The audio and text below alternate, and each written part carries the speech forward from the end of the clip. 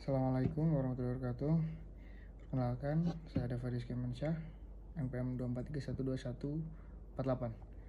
Langsung saja, apa sebenarnya kode etik penggunaan informasi teknologi? Nah, jadi secara sederhana, ini adalah serangkaian prinsip atau aturan moral yang memandu perilaku kita saat menggunakan teknologi.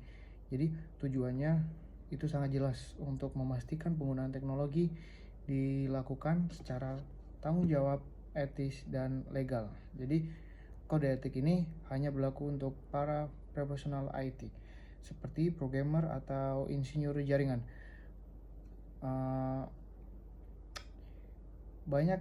Bayangkan jika tidak ada kode etik ini, mungkin teknologi bisa menjadi sangat berbahaya.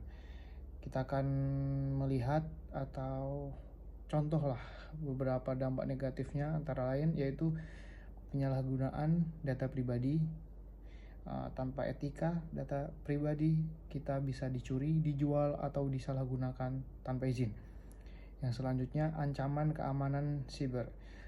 Sistem dan jaringan menjadi rentan terhadap serangan siber. Yang ketiga itu bullying dan pelecehan daring. Jadi internet bisa menjadi tempat yang tidak ramah. Dan yang terakhir, penyebaran hoax atau disinformasi. Jadi tanpa rasa tanggung jawab, informasi palsu dapat menyebar dengan sangat cepat. Selanjutnya, disinilah peran kode etik IT menjadi sangat krusial.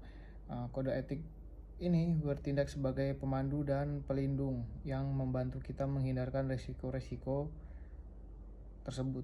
Yang pertama, untuk privasi data. Jadi kode etik menuntut kita untuk menghormati privasi orang lain. Selanjutnya, untuk keamanan cyber. Jadi kode etik mendorong kita untuk berperilaku aman secara daring. Ketiga dan yang terakhir, untuk etika komunikasi. Jadi kode etika mendorong komunikasi yang etis dan positif. Oke, nah di sini saya akan membagikan atau mengkasih contoh yang kasus negatif dan kasus positif.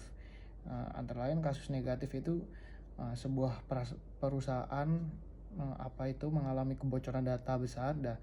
Investigasi menunjukkan bahwa salah satu teknisi IT menyembunyikan kerentanan keamanan karena takut proyeknya dianggap gagal. Jadi ketidakpatuhan terhadap kode etik, kejujuran, dan tanggung jawab ini menyebabkan data jutaan pelanggan bocor yang berujung pada denda besar dan hancurnya reputasi perusahaan.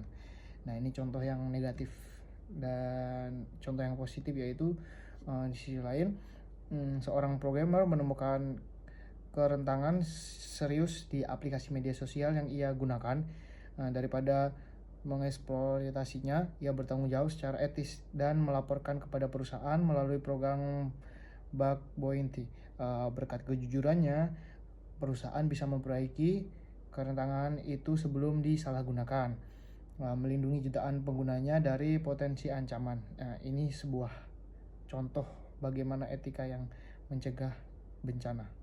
Jadi lanjut saja, manfaat kode etik itu secara individu ada 3, yaitu membangun reputasi profesional yang kuat dan dapat dipercaya, menghindari masalah hukum dan sanksi profesional, dan yang terakhir meningkatkan kesadaran akan keamanan di dunia digital.